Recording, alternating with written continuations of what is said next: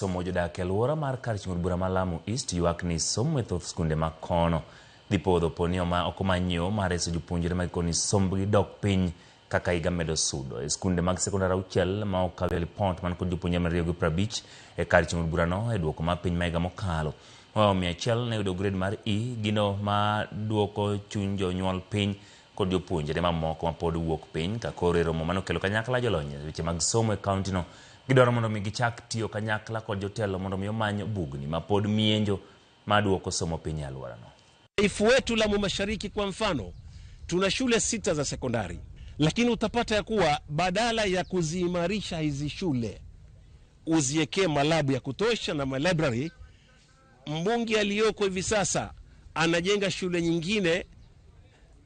ya sekondari akipatia location ya zaidi ya milioni 30 kwa sasa, na ilikuwa yafaa fedha hizi zitumike katika kuimarisha shule ambazo ziko hivi sasa. Kwamba viongozi hawajibiki na sisi, hawana huruma na sisi, ndio maana kaona hakuna elimu, hakuna chochote, uhuni mwingi na huko sisi na inachangia vibaya, maana kutoka karibu ni mpakani, ndio vijana wana wengi pengine wanapotea wanaingia kwenye mpango wa Somalia wapi huko kwa sababu hawana. Jambo la elimu bila shaka huwa latakikana liwe na hadhi kubwa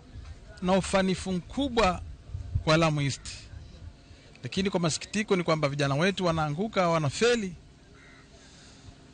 kwa sababu ya mazingira, mihadarati ambazo za vuruga zile akili mzuri